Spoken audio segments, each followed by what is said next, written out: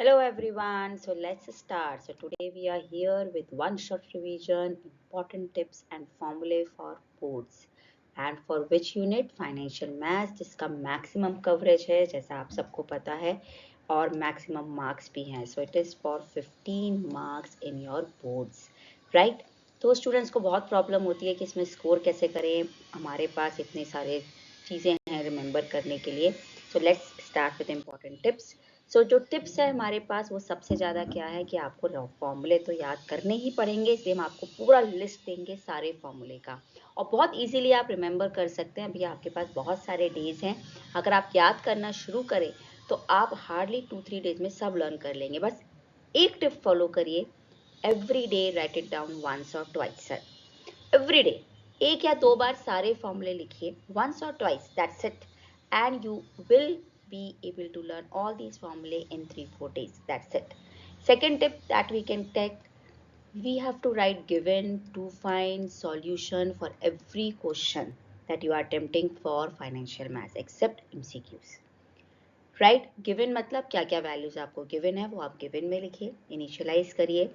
Are आपने क्या लिया है, आपने आई एन क्या है वो सब लिखिए. फिर टू फाइंड क्या निकालना है आपको, EMI निकालना है, सिंकिंग फंड का अमाउंट निकालना है.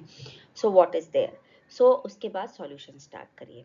Then find the values of I and this is very important students. I आप सबको पता है, I is what do we say, R upon 100 अगर हमारे पास रेट ऑफ इंटरेस्ट आर है, right.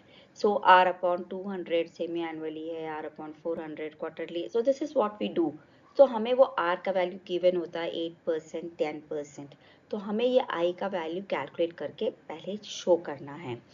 Why is it important? Again, it will give you marks. It will help you to score marks अगर आपकी calculations आगे wrong हो जाती हैं, right?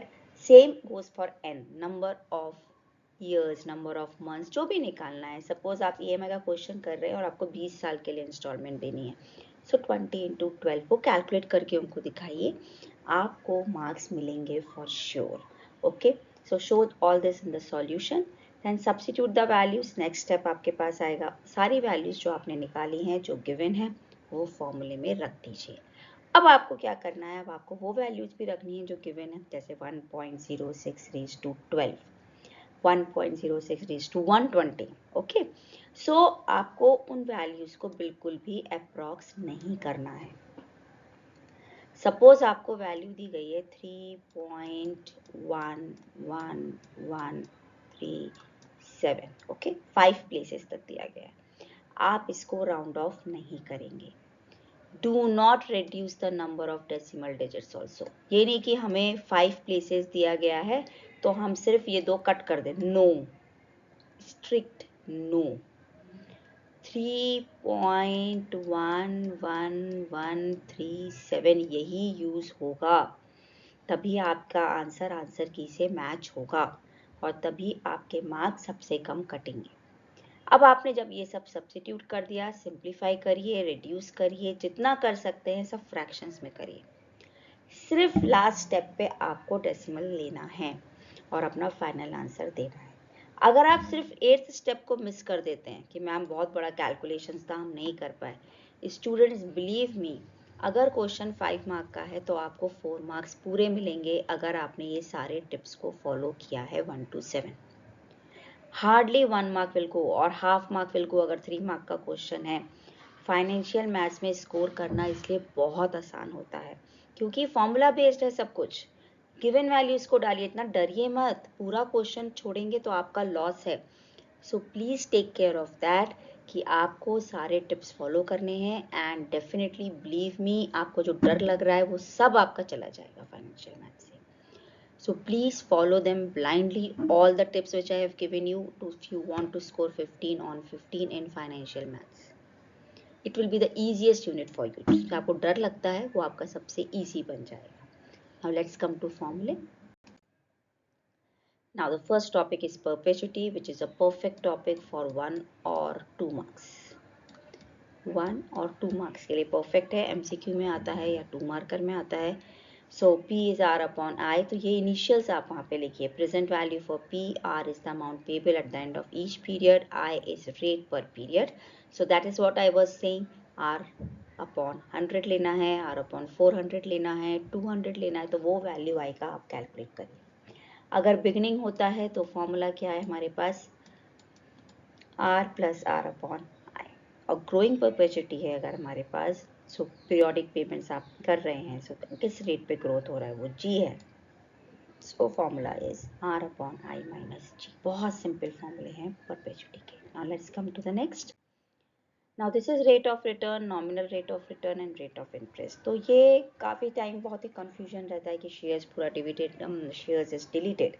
I know it is deleted, but rate of return के questions sometimes we have seen in the papers, so please do it. बहुत simple है rate of return. अभी आप प्रॉफिट लॉस ये सब कैलकुलेट करते हैं, तो आपको कितना प्रॉफिट हुआ तो आप क्या करते हैं, प्रॉफिट परसेंट निकालना है। So it's like that, profit upon CP into 100। तो रेट ऑफ रिटर्न भी वही है, आपको किसी चीज़ से कुछ इनकम हो रही है, okay, so income upon investment into 100, that will be your answer.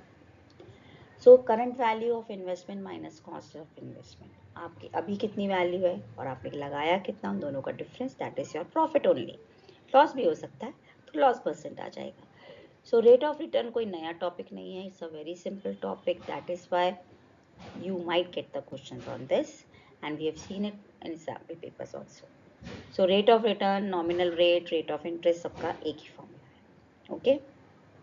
Now dividend पे क्वेश्चन है, so dividend earned P1 minus P0 is, that is आपका price of share of at the end of year, और initial कितना था, upon P0 into 100%, right.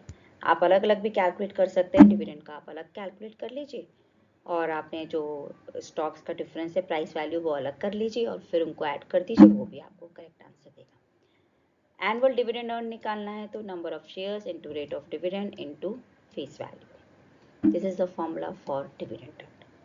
तो बहुत simple है, जो आप ऑलरेडी करते आए हैं 8th स्टैंडर्ड में, 9th स्टैंडर्ड में। तो आपको सिर्फ टर्म चेंज हो गया, name of the term change हो गया है। अभी तक आप प्रॉफिट परसेंट लॉस परसेंट करते थे, अभी आप उसको रेट ऑफ रिटर्न बोल रहे हैं। नाउ इट इज CAGR, जिस पे question every year we are getting, every year, so it's very very important. So CAGR is ending value upon starting value raised to 1 by n minus 1 into 100. It is compound annual growth rate.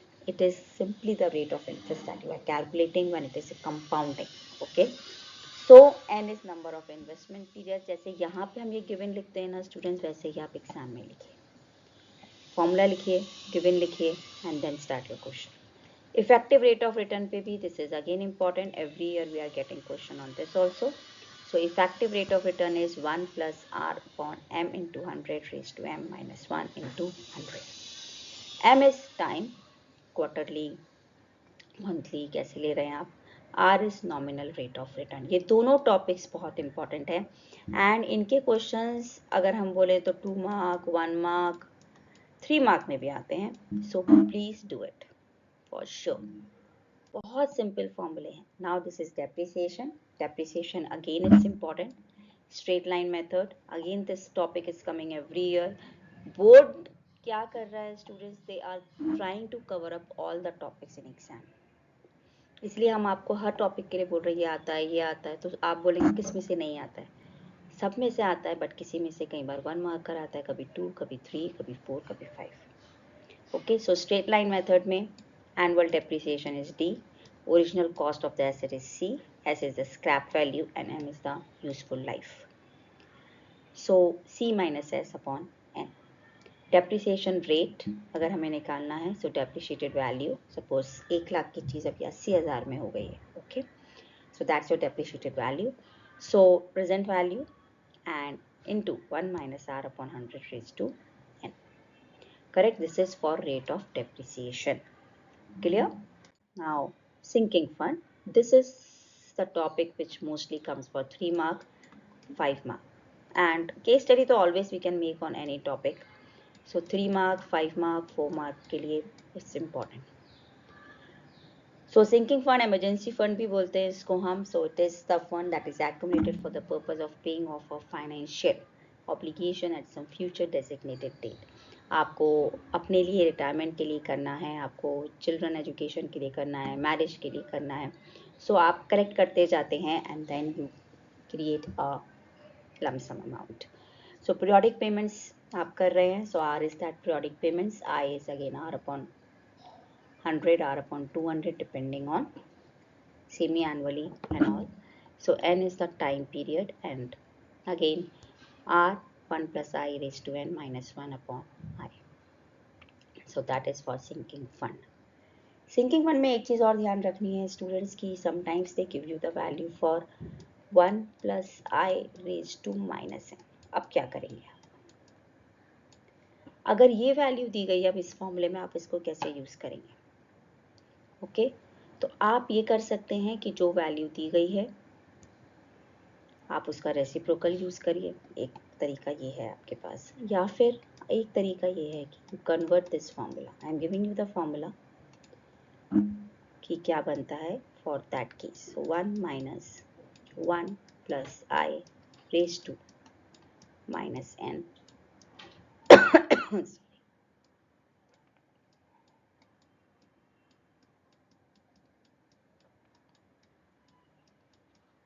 This is the formula. So this formula you can use if this value is given to us. Don't think it's wrong value. Question wrong hai. No. Question is correct. You can write the formula in two ways, with positive n and with negative n. So follow this for that.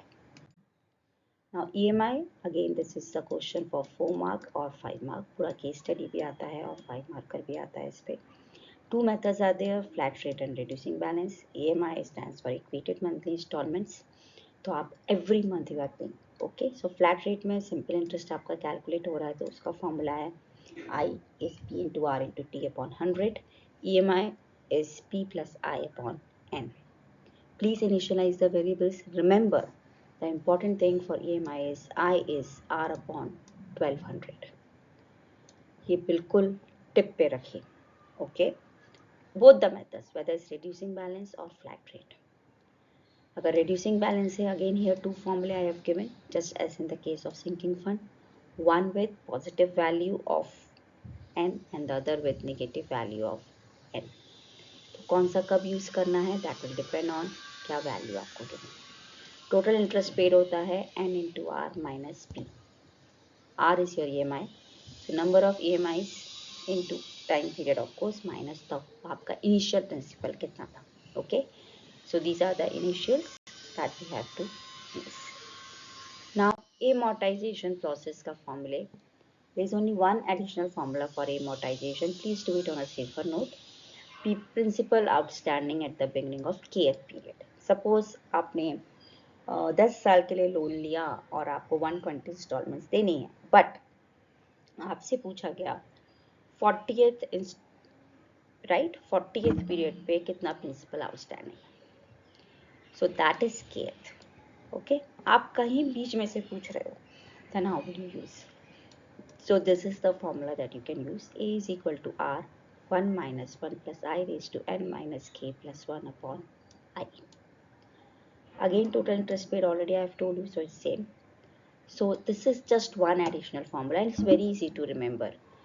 kth period है, suppose 40th instalment वो बोल रहा है, तो 120 minus 40 plus 1 लेना है, और आपको जो वैल्यू की बिना उससे भी समझ में आ जाएगा कि हमें क्या यूज़ करना है, तो आपको ज़्यादा टेंशन नहीं लेना है उसको. Formula remains the same, only the value of n changes. So this was the list of all the फॉर्मूले from financial maths. It's very easy, hardly 5-6 फॉर्मूले आते हैं. Write it down every day, once or twice, and in 3-4 days you are done with all the formulae. Do not think financial maths is tough. It's the easiest unit. Okay.